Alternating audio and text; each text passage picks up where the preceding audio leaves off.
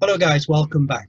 In today's episode, we have the return of Dr. Joe Pryle, who is going to talk to us about critical thinking, reflection, and time management. Now, these skills are useful to you in particular as a student, as a postgrad student, and I think as you get older, you come back to these things. I think it's just the nature of life. So, welcome back, Joe. Hello, Tariq. You okay? Yeah, I'm okay, thank you. So, how have you been during this pandemic? Uh, it's only recently where I've had the time to sit and think about that, to be honest. I've been so flat out and busy. But it's coming up to my anniversary of working in my office here at home. On March the 18th it will be. So, I don't know. Hopefully we don't have a second anniversary. Let's put it that way. So I'd prefer to start meeting people and working face to face with students if possible. Yeah, it's important, I think, isn't it, to have that human connection with people. Definitely, yeah, definitely. So, Joe, my whole job relies on that. yeah. So Joe, I mean, I think these topics are quite pertinent with our current situation. For the audience, how would you describe critical thinking? You know, what is it and what is it all about? I have these discussions with students, and to just put it in a nutshell and simplify it, it's about balanced judgments and balanced decision making. It's about weighing up the evidence. I try and use the analogy of, like, you're in a courtroom. The judge and the jury will look at all sides of the evidence. It's not just like looking at one side or another. It's looking at everything. So it's about like trying to weigh up what you're seeing in front of you and defining things and narrowing things down to come up with a balanced decision, which is more informed than just making assumptions about things. So, Joe, because of your job, you work with like university students. Why is critical thinking important for students? Yeah, I mean, you mentioned critical thinking, time management and reflection as skills for students, but I think they're more important than that. I think they're wider for society in general. We're seeing a lot of stuff going on in the media and the news at the moment that is sort of like this. It inflames the argument about conspiracy theories and things like that, where people are led down a certain path and they're not able to like think for themselves and balance those things out and actually decide what is real and what's right. And that's all over the media at the moment, isn't it? And it's all there's accusations being thrown at different governments about how they can manipulate people's thoughts. And if people are able to think critically, they're able to like override some of that stuff and make better decisions for themselves rather than being led by what other people are doing, if that makes sense. So, Joe, I like what you're talking about in terms of looking at kind of some of the deeper issues and complexities with something. I mean, when I've explained to students what critical thinking is, I use kind of the analogy of what you see on the surface level is the tip of the iceberg, and it's only through WH questions. But when you dig deeper, it reveals the layers, the layers and the things beneath the surface. Like you said, looking at different points of view, looking at evidence-based. But Joe, do you think there's been like a dumbing down in society where people are not encouraged to think critically? I mean, of course. Especially I think in your job and in our job, where I don't know, I feel that there's a kind of expectation we have to provide students with everything, where they don't really think things for themselves without having to be told something. Yeah, that's an interesting point. But going back to what you're saying about dumbing things down, I think that could be argued is a deliberate ploy by governments to do that because they want to like dictate and determine policy and drive people's thoughts. But if people are able to, and perhaps they're a bit scared that if people start to think in a critical way, then they'll see through all of that. So with the help of certain branches of the media, they are able to do that. So I think, yeah, it's not promoted beyond unless you've been into a higher education sort of like environment. people simply don't understand what that means. Yeah, so I think it's interesting that you say about dumbing down. I don't want to get into that sort of like political argument, but you can see it now with the current status that the government have over many years have sort of stripped away people's sort of like ability to go on and get higher education. And maybe that's the reason why, because they don't want people to think critically for themselves. Yeah. So yeah, it's an interesting discussion to have.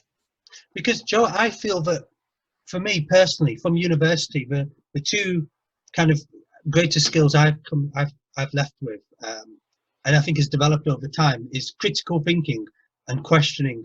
Those two things, because I think they are linked together, aren't they? Yeah, of course.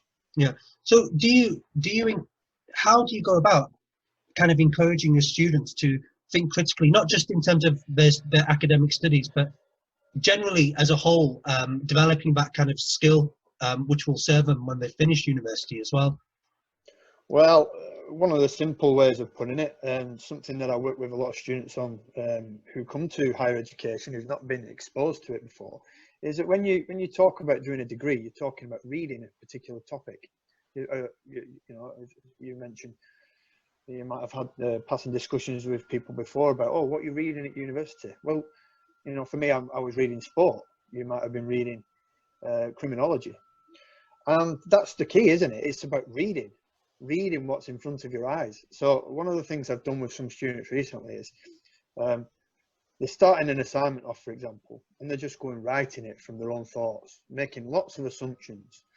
And you've got to stop that. You've got to read articles first, weigh up what the main arguments are before you start writing anything. So that's one of the things that I've tried to adopt in a simple format, is to say, look, take some time, gather as many articles around a particular subject or topic that you're wanting to do an assignment about.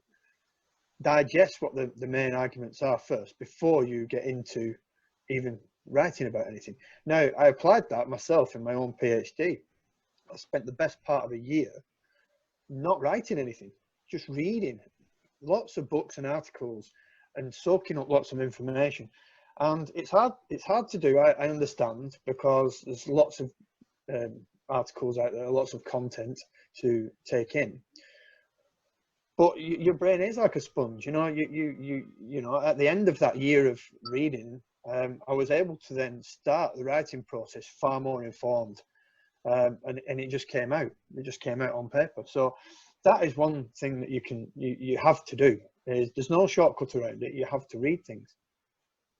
Because when I've just completed some interviews with Professor Dave Mandel, and he said something very similar. He was saying that when he was at university, they were encouraged to read the original sources, and then that gives you a kind of clearer picture of what the textbooks are saying, and it enables you then to see kind of different points of view and see if they match up. Well, how can you not do? How can you do it without that? You know, yeah, let's put the other spin on it. How could you possibly start to write and understand things without doing that background reading first? Yeah, I mean, I think, because I remember as an undergrad myself in 2001, I did try to do a bit of reading, especially my first year as I was getting to grips with studying. And I remember speaking with my tutor at the time. I was discussing some things with him about the topic, and he said to me that he wished more students would read. Well, that's it. That in today's world where everything is easily accessible and instant, a lot of young people don't want to do that. They want everything to be done for them. So, I mean, you know, a lot of the, I mean, we do have some advantages, and we've got some really good technology at the moment where a lot of journals are actually online for you. Well, majority of things are online for you, so you can just read them and scan through and find information quite quickly. But that still doesn't take away from the fact that you do need to read those articles. Now, I'm old-fashioned perhaps, so I like to have the book in front of me. I like to have something tangible that I can flick through and glance through and find information far easier than just scanning through reams and pages of online information. So yeah, I do understand that, and I think like when I've looked at online journals myself, and particularly under the current circumstances where you're living your whole life through a screen, it's not effective to just be reading off a screen all the time through, like I said, reams and reams of stuff. So it does switch the student off from that, and I totally get that. So I've discussed with a lot of students recently some effective strategies to overcome it. We can go on to that later if you want. Yeah, sure. I mean, because Joe, do you know when you're reading, when the students are reading, I think after you've had a lot of practice, you then kind of develop your skim reading and your scan reading techniques. Is that one of the kind of solutions for students to kind of get better at reading? Yeah, nobody's going to sit here and tell you to like, here's 10 journal articles, go and read every single word of them. That's not what we're asking. We're asking you to skim through, find out what the main messages are, and then process it that way. I've done some tasks with students recently where I've worked with them to gather a few articles before they start doing any work, and I've said to them, right, let's just have a simple method here where you have a notepad at the side of you. You read through those journal articles, and what you're asking yourself while you're reading them is, A, what is the main message of this article? And B, how can I use that in my work? That's it. And what I've found is, particularly when you're constructing things like literature reviews, that when you finish writing all of those notes, you can go back over them and you'll see patterns emerging. You see patterns of things emerging, which then in turn helps you to construct your literature review, because you can bunch things into topics, bunch things into themes and into these topic paragraphs. So I think that has been, you know, I'm all for just keep things simple. So I think that is one thing that I have worked with students on to who've not encountered that kind of thing before. It's just to ask themselves two simple questions: what's it about, and how can I use it and argue it out in my study? I think that's a really good way, Joe, because what you're doing with the students then is kind of encouraging them to use like WH questions, and it can only come about really through reading, can't it? Yeah, of course, yeah. So, you know, it can be daunting, I suppose, if you're a young student and you've not done a lot of this kind of stuff before. So you've got to try and make reading fun, haven't you? So that's the strategy: is keep it short, keep it sweet, snack-sized portions of work. Yeah. Keep returning to it. I'm never going to say to a student, sit in front of your screen for hours on end and just thrash out loads of words of nonsense and also read lots and lots and lots and lots until you get a headache. That's not effective working, is it? Joe, you know, these kind of things at university and colleges, where I don't know if it's linked to attainment and these kind of things and funding, etc. But I remember being at university and my kind of uncles and aunts, and when they were at university, these kind of facilities didn't exist. So do you think then that students have become less critical over the years in terms of the ability to think about things and work things out because there's so much support given? No, I wouldn't fully go into that argument at all. No, I think we've got some students who are able to really get the teeth into stuff and really argue stuff out. But there are some students who are not led up the right path before they come to university, of course. So it's the precursor, isn't it? It's what are they, what's put in place for them before they get to university? Because we've found that we've had to put lots of interventions in place to help students to catch that up.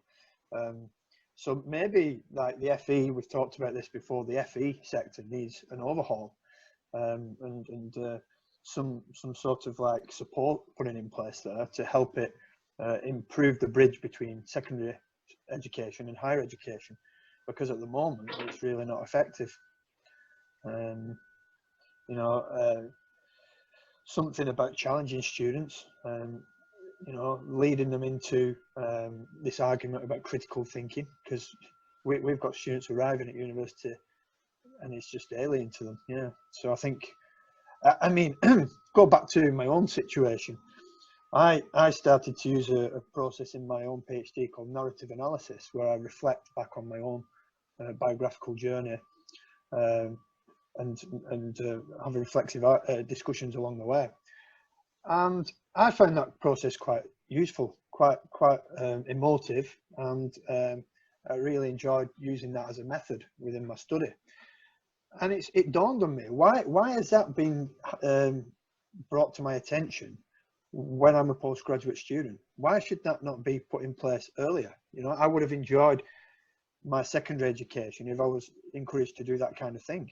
Yeah, but I wasn't. So I've had discussions with my colleagues about that, and I think that those kind of processes should also be valued. So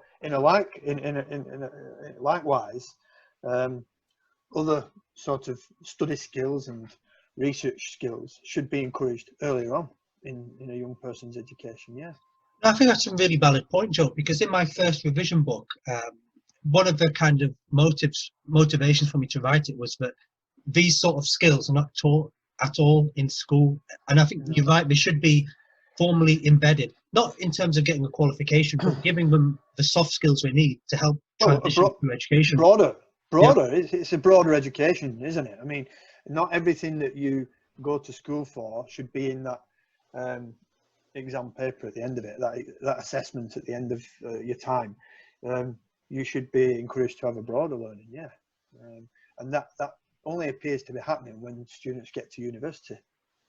But Joe, I mean, from your experience of working with all different types of students, have you noticed any kind of cultural barriers which you think students come across relating to critical thinking? So, for example, you know, my background is as a Pakistani. Traditionally, you know, we were told, you know, my relatives were told, go to university, study law, study medicine, do something science-based and do this.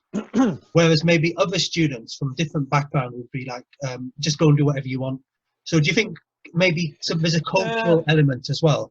Yeah, a bit. I mean, what you're talking about there is not about like critical thinking. You're talking about the particular career path, which is definitely showing through in students that I've worked with, where there are cultural barriers from particularly Asian students, where education is valued highly, and going into things like medicine and law is like gold standard.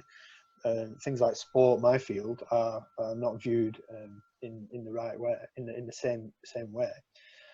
But what we do see, if you're talking about cultural barriers, is that students that come from overseas to study a UK more democratic way of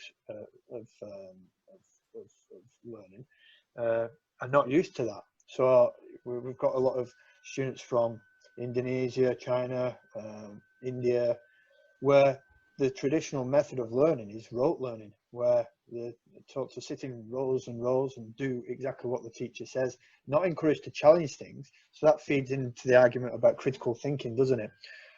Where it's alien idea to challenge like ideas that are put in front of you.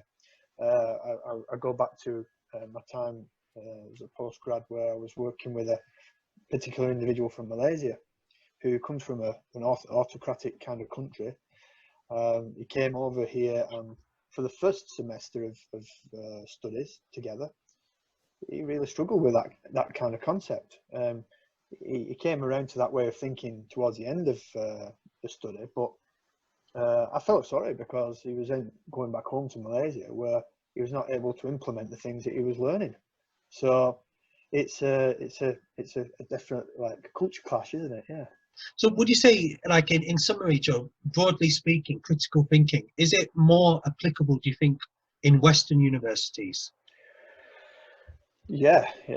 From my experience, yeah. Now, there are some more experienced academics than me that might argue against that, but from the evidence that I've experienced, yeah, I think it's definitely encouraged into more democratic countries, yeah. I mean, do you think also with critical thinking, as you get older, it's something which you engage in more? Yeah. When you're more experienced in life and you're more wiser, yeah, you can see that. And I've had that discussion with young students in particular. We've got lots of students doing coaching degrees, And to be a coach at 19 is hard because you're still understanding yourself, you're still developing as an individual. So how can you then start to understand how other people are operating or how other people are developing until you've done that? So that comes later. So for things like coaching and teaching, that idea comes later in life, doesn't it? I mean, I've been coaching for about 20 years now, and I still think I've only touched the tip of the iceberg, you know. So it's like there's far more to learn. But yeah, I think you're right. I think critical thinking is an easier concept when you've got more life experience to fall back on and relate to. Yeah. Yeah. Another thing that you could sort of link to that is when people have moved outside of their own culture and experienced different countries, for example, have gone and travelled, expose themselves to how other cultures operate, because then you can sort of like critically understand and analyze things far better. Yeah. And I'm only saying that because I've experienced it myself. Some people might argue and say, actually, you're wrong there, but I'm saying it from my perspective is that I can definitely have more empathy and understanding with people because I've been exposed to different ways of doing things. Yeah. Joe, I mean, that leads on quite nicely to the second part about reflection. Now, you're saying that, did you say before that when you did your first year of PhD, you did a lot of reading and also you had to do some sort of self-analysis of some kind? Well, let's put it this way. To commence my study, I did a narrative analysis, which is where you sort of write a narrative, a story of a particular element of your life or a particular theme within your life. So mine was looking at my life in relation to cricket. And that was the catalyst for the rest of the study because it centered me within it. It gave me an understanding of why I was there and what I was doing. And the type of method that I was using was reflexive in nature. So I was the sort of like tool. My body was the tool. Me, the individual, was the center of the study. So I'm the tool to gather the data. So it's not the same for everybody else's study, but for my kind of research, yes, it was appropriate. But yeah, I didn't do all the reading in the first year of study. That took place probably in the second and third years of my study, where I was I didn't write much. I was reading a lot. Yeah. But Joe, did you mention also that when you did that kind of self-analysis, you're saying that, did you say that this would have been useful when you were in secondary school? Yeah, I mean, you've got to understand that when I was at school, it's a long time ago now, that you're all encouraged to do things exactly the same, like robots. Everybody does the same method, and everything that I encountered at school was maths and science based. Now I now know years later on reflection that I don't prefer that kind of way of doing things. I'm not a mathematician. I'm not mathematically minded. I'm not scientifically driven or scientifically minded. So there's got to be an alternative, hasn't there? So in academic fields, there's a different sort of like paradigms of research. There's a positivist, which is the dominant one, which is more scientifically driven, but there's an opposite end of the spectrum to that, which is what I've now come to understand that I prefer to work alongside, which is more sort of interpretive, qualitative-based research. And there's a place for that, I think, in schools for kids as well, especially in secondary school. And it wasn't promoted for me at that time. So I think that if we were encouraged to be more creative and more arts-based kind of way of doing things, then that would have got the best out of me. Yeah, but it wasn't like that for me. Because Joe, I mean, for the audience, how would you define what reflection is? So if someone hears this word reflection, what does it mean? What's it all about? It's hard to put a definition on that, isn't it? But I think it's about like understanding yourself, throwing things back to your own situation, and you know, there's different ways of reflecting. There's reflection by looking back on things that you're doing. But in a sports setting, there's this notion of reflection in action. So while you're doing things, you're reflecting and making changes to suit. But ultimately, I think it's about that, isn't it? It's about reflecting on things in order to improve or become better at something. And it's one of the main things that I've taken from my time at university.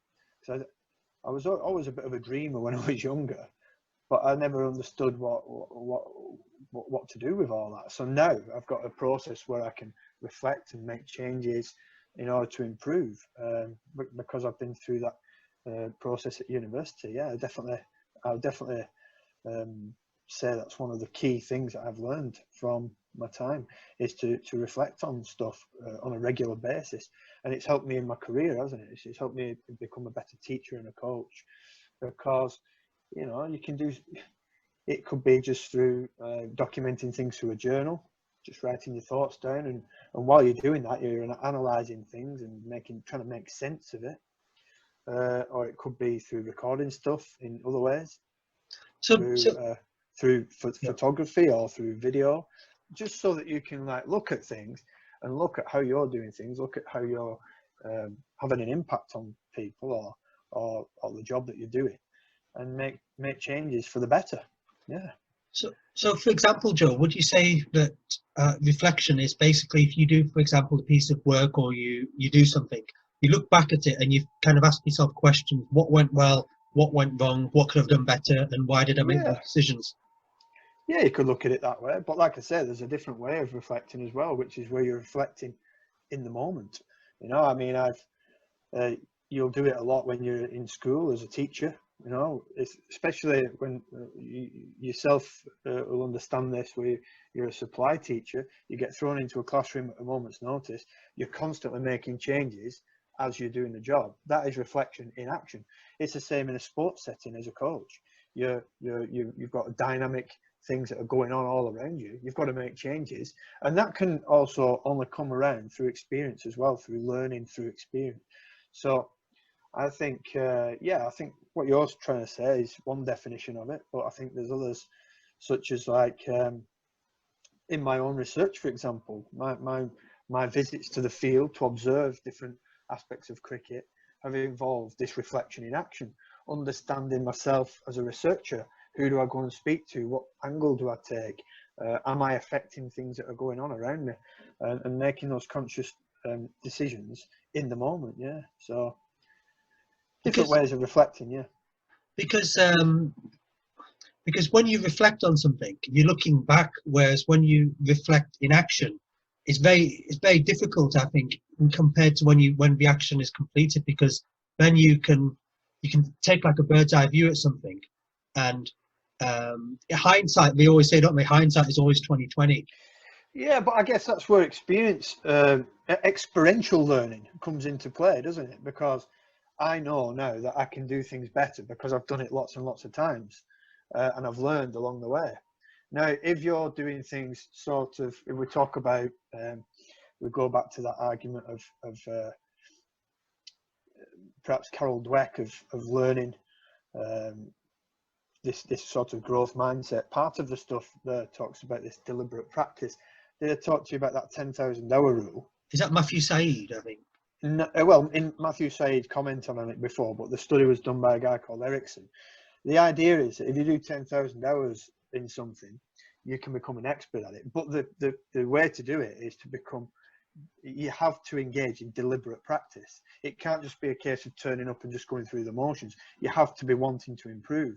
So that I suppose links to this discussion we're having about reflection, in that, like, if you want to make changes, you've got to reflect on them and think about what can I do differently and improve. It's that experiential learning, and that move towards 10,000 hours of deliberate practice to become an expert in something does include a big element of reflection. Yes. So I think yeah, it's valid. Yeah.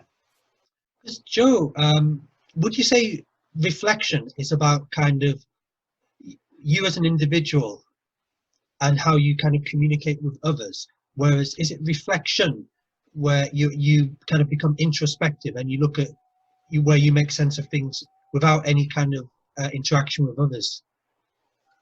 Yeah, I don't know. I think it's all of that, isn't it? It depends on the individual, and how they learn. Yeah. Sorry, I mean, is it reflect? There's two. It's about over 15 years. Reflexivity. That was it. Reflexivity. Reflexivity Yep. is what I'm talking about with my own study, where Yep. I'm experiencing things, I'm throwing them back to my own situation, understanding them in relation to my own learning. Yeah. Reflexivity and reflection. Yeah. So, Joe, I mean, just to kind of end on this reflection, I remember reading a quote from Bruce Lee, and he said, "Self-knowledge is ultimate knowledge." Yeah. I mean, there are so many people out there that are not self-aware. They don't have emotional intelligence, and they can't deal with that when they're faced with like some problems, are they? So I think he's a wise man, Bruce Lee, isn't he? I like some of his quips. They're quite good, quite useful. Yeah. Okay, cool. So moving on to the last topic, Joe, is about time management. Now, as you know, you and I, we're both working from home. One of the things I do is that, because sometimes I have multiple projects going on at the same time, I literally just have like a book where I write down everything in one book, and then I keep it kind of in one place. How do you manage your time, and what advice can you give for people? It's complex. It's complex. My life is complex. My time management is complex. I've got lots of different things going on. And if someone was to follow me around for a week, they'd understand. But I understand other people are in a similar position and they've got lots of busy lives. The way I look at it is I prioritise things. You know, you decide for what is important, what's not important, and if it's not important, just it can wait, can't it? You know, I've been a very patient person, and particularly with this study of mine, I've put a lot of things on the back burner because it's just not important to me right now. Now that I've finished my PhD, I can pick some of those projects back up again, things that I wanted to do in the long term. So it's about prioritising, isn't it? And you know, I've had these discussions with students in recent weeks, months, years about how to prioritise stuff. I mean, your good old friend Brian Tracy talks about meetings, doesn't he? The idea of like choosing your meeting. I mean, I get lots of meeting requests in a week, and for me, I prioritise which are going to be of value to me and which aren't. Now, number one for me is meetings with students, because they're the people that I'm employed to help. And then any other meeting after that is just not necessarily a priority. So you've got to take that as a consideration. Another thing that I've been talking to students about recently, particularly as we talked earlier on in this discussion about how everybody's life now is controlled through a screen or is run through a screen. So it might be your work life, your social life, and sort of like leisure. It's all done through the medium of a screen, and it's not healthy for everybody. So it's about splitting that up somehow. And I've had discussions with students. I've also come up with some strategies for myself and how to deal with that. Is like working in snacks. Talked about snack-sized portions of work, which is far more effective. I've talked to some students recently about, you know, you don't sit down in front of a screen and aim to do 1,000 words and just blast it all out. It's not healthy for anyone. Some people can work like that, but the majority, no, it's not going to be quality either. So talk about sitting there, set yourself a target. If you can do 200 to 300 words, you've met your little goal. You can go off and do something else and split things up that way. And what that does is works on lots of different levels. So on the one hand, you can go away from your work for a bit and return to it and look at it through fresh eyes, and you'll see that there's some bits that are not quality, and you can make the changes to suit. So that's a good thing. The other thing is that if you set yourself some small goals, they're achievable. You feel good about yourself. So if you sit there and you think, right, I've got to do 1,000 words right now, and you don't meet that 1,000 words, you're going to feel pretty bad about yourself. You're going to walk away thinking, oh, I failed again here. So little things, and you might not realize it, there's some subconsciously, you're actually meeting these little targets and giving yourself ticks along the way, and you're feeling good.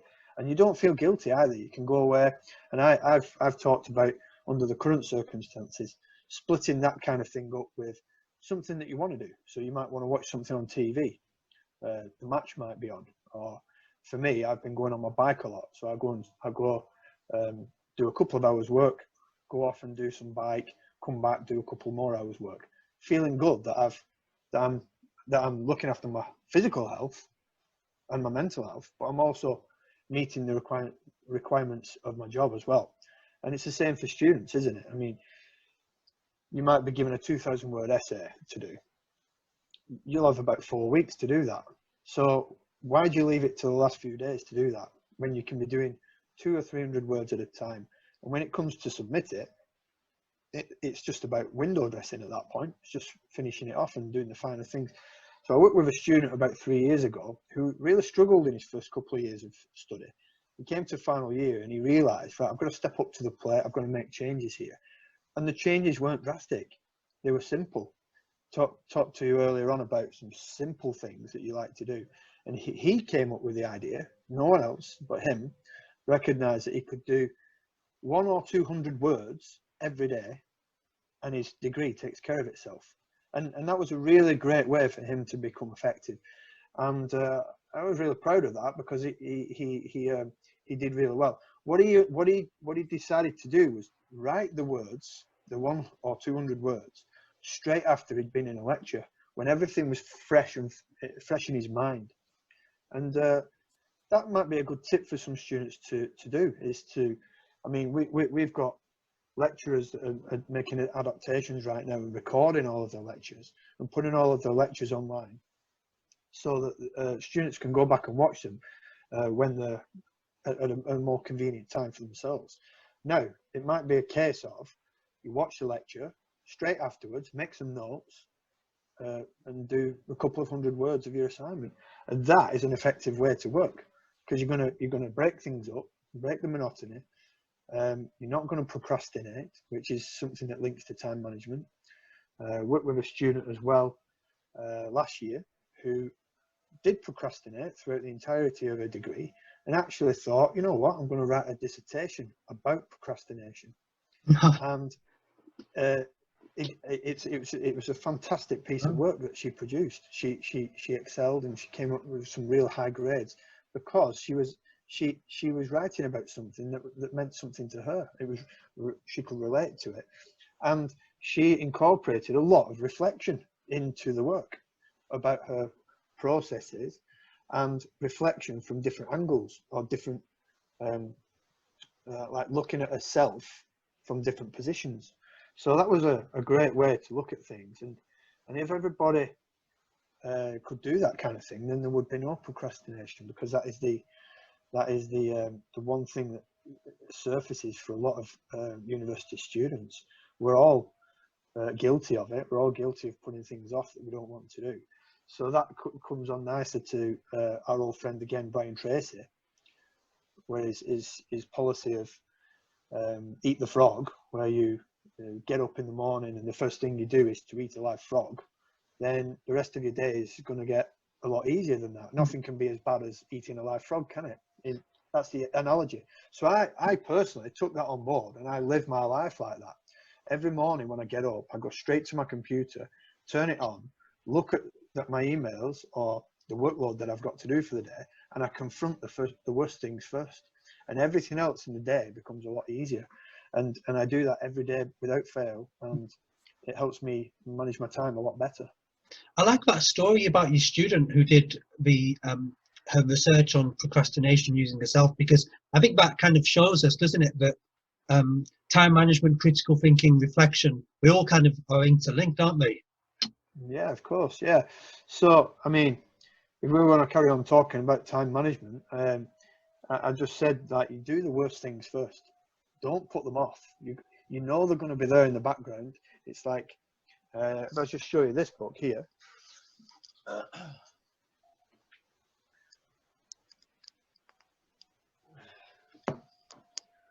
This is a book by a famous sports psychologist called Stephen Peters. He works with a lot of Great Britain's elite athletes right now, and cycling teams, and Ronnie O'Sullivan, for example, snooker player. And he's got this book called The Chimp Paradox. Now, to put it in a nutshell, is basically saying that in your mind, you've got two personas. You've got like a devil and an angel kind of thing. You've got a monkey, a chimp on your shoulder, and the chimp is full of all the bad things that lead you astray. And your job is to retrain that chimp to do what you want it to do. And that's the same kind of analogy here for you with your studies, is when you're getting into bad patterns of work and bad patterns of study, your job is to retrain your thoughts and your way of doing things to put it back on a guided path. So I think that's a really good book if you wanted to look at it, about like retraining yourself, retraining your way of doing things. And I've seen some real good evidence from students in recent years where, yeah, they get to final year of the study and something clicks, and it's like, I've got to wake up now. I've got to kick into action, and I've got to get the best out of myself. And you've got to change the way that you're doing things. So there's an old motto, isn't there? If you always do what you've always done, you'll always get what you always got. Yeah. So in other words, if you keep doing the same things over and over again, was it Einstein that said the definition of madness is, or definition of insanity is doing the same things over and over again and expecting different results? You've got to change, haven't you? So that's the kind of thing that we talk to students about, is to sort of like, come up with some simple strategies. I mean, another thing that I've done in terms of time management with students recently is, well, for many years now, is to come up with some kind of weekly plan or monthly plan, and you fit in your timetable of your life in that space, and put it on one page so it's all visible to you on one page. So in there you might have your work, your employment schedule. You might work part-time, so a couple of days a week, you block that out. That's your work day. Yeah. Then you might have a day where you're in uni doing your lectures, so put that in there. But then in between is the gaps in between. That is where the degree happens. That's where the degree comes alive. It's where you're doing the independent study. So we fill the blanks in with what you're going to do in that time. And basically you end up with this sort of one page sort of visual calendar. You can colour it in different colours.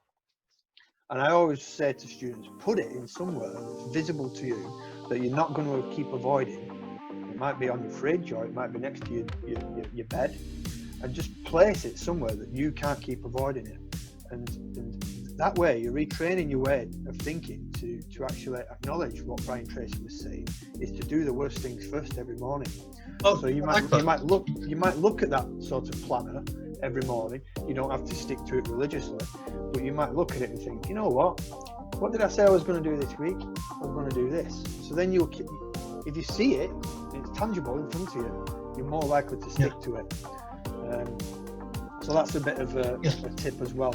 I think that's a really good point, Joe, because making things visual, I think even in, I think the guy called Jeffrey Lycan, he's the author of The Toyota Way. He goes through the principles which Toyota operate, and one of the things they talk about is making things visual, putting it up where everyone can see. What you reminded me of, Joe, is that I do something similar with myself. I mean, I've just got like a diary where it's chunked into morning, afternoon and evening.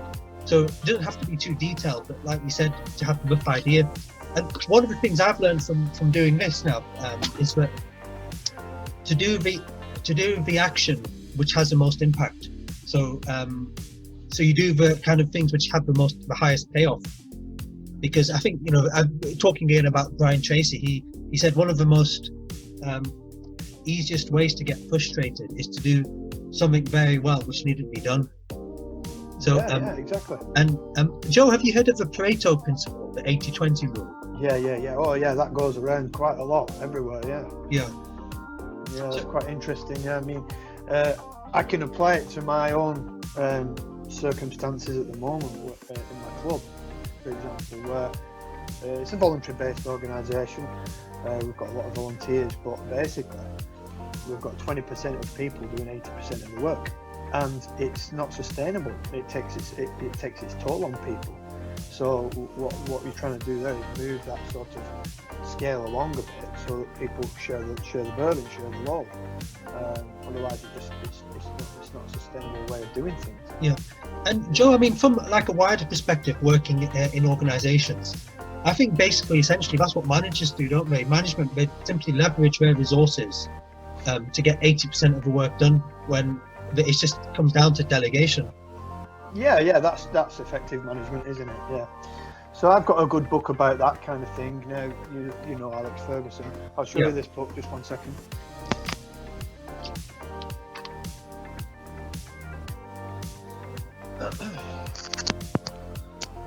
So this is a really good book called Leading by Alex Ferguson.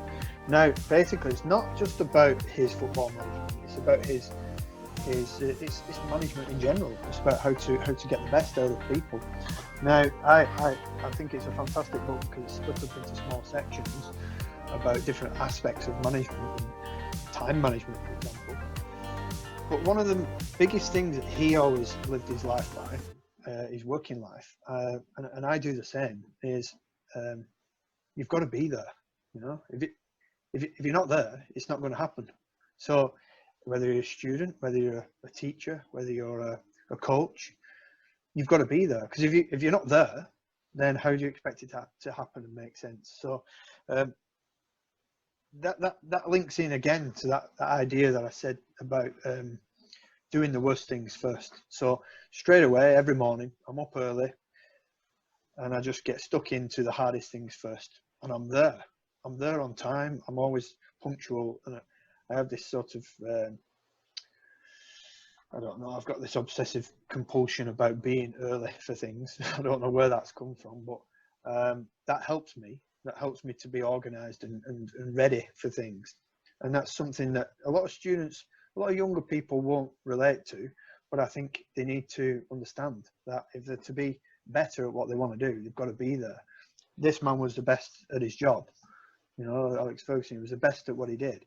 And he did that because he was there every day on time. And he was, if you read it, he was the first one into the office and the last one to leave. Now, I'm not suggesting that's an effective way to do things, but that was his attention to detail. So I would definitely say that you need to be there, because if you're not there, how's it going to happen? You know? Joe, you said that you like to be there early. There was, I think, a coach from America. I think it was a baseball or American football team, and I think the guy was called Lombardi, and he had a thing about Vince Lombardi, being American there, football. He said he had a thing called Lombardi time. So when he used to say to his players, "Be there Lombardi time," it basically meant be there 15 minutes early. Yeah. And what do you think about that? Because I live my life like that. Yeah. I'm always everywhere. Try to be early. I hate lateness, because lateness sets everything else back, doesn't it? Yeah, I mean, I agree 100%. For example, if you've got a meeting, you're doing something. I mean, if I run a meeting, I will start bang on at the time. So, for example, if it's at 10 o'clock and I've got meeting everyone, I won't wait for people. I'll start. And I like what Brian Tracy says: assume the latecomer's not coming, because then it disrupts everything. Having to make accommodations for people who are always going to be late. Yeah. So that links in with time management, doesn't it? It's important. And if you can make those subtle changes to the way that you do things, you're going to feel better about yourself too. You're not going to feel like things are stacking up on you, and that in turn creates anxiety, doesn't it? So Joe, that's one thing that I unpick with students, is to say, look, you know, let's get your organisational skills a bit better, because that has a knock-on effect to other things. Joe, I mean, I just wanted your kind of opinion on something. It's something which I've tried recently over the last 6 months, is basically writing everything, all my projects which I've got going. I write them in literally a physically separate booklet. So, for example, my second book, which I'm writing, my other projects which I'm doing, I've literally put all my things and my thoughts and ideas into one book, into different books. And I found that it helps to separate, like you have school books, for example. Whereas if you have one book, I think it's for me, I find my thoughts get all jumbled up. But by having separate books, it kind of separate over categories of things which I Yeah, have to do. that works for you. Some other people might just prefer to have it in one place, but yeah, I think if that works for you, then it's effective, isn't it? But I think what that'll allow you to do then is keep returning to it and adding things. Yeah. You know, you're going to have notes there that you can just keep adding to or returning to. And I find, because I've got things all over the place now, lots of projects going on, that I have to do that. I have to write things down just so I can return to it later. Yeah, I think that's one way of. Yeah, I think that links to something that I've talked with lots of students about, particularly in their final year. This analogy of spinning plates, where you might have a dissertation to do, but you've also got other modules going on. So you'll spin your dissertation plate, start some work off on that, keep the plate spinning over here, then move on to another plate, which will be another module. Get that one up and running, get the plate spinning on that, return to your dissertation, spin it a bit more, and and you've got to be able to work like that in sync as a university student. And I always used to sit there and think, why are they doing this to us? They've got us doing lots of different assessments all at the same time. The deadlines fall within a short space of time of each other, and why don't they space it out and make it a bit longer?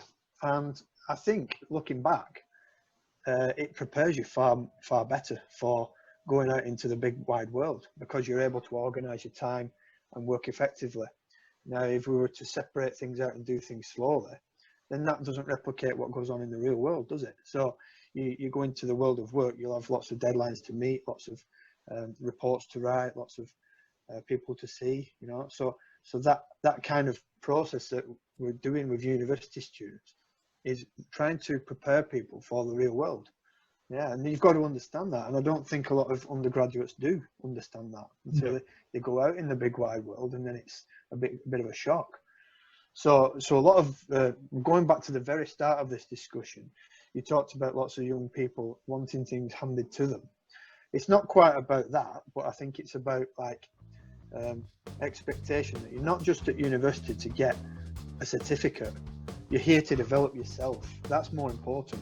You're here to develop some skills about yourself in terms of reflection, time management, all those kind of traits that will help you in the real world. Yeah. So I think that's more important for me.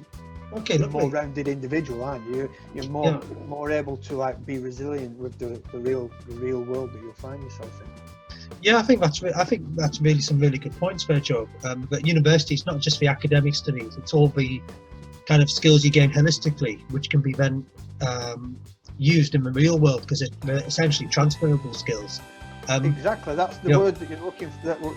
What we're looking for here, and an employer isn't going to just look at what modules you've done at university, are they? They're going to want to know what more importantly, they're going to want to know what other things you've got going on. So what other skills can you offer? They won't necessarily look at what grades you've got in your modules, although that might be one small factor.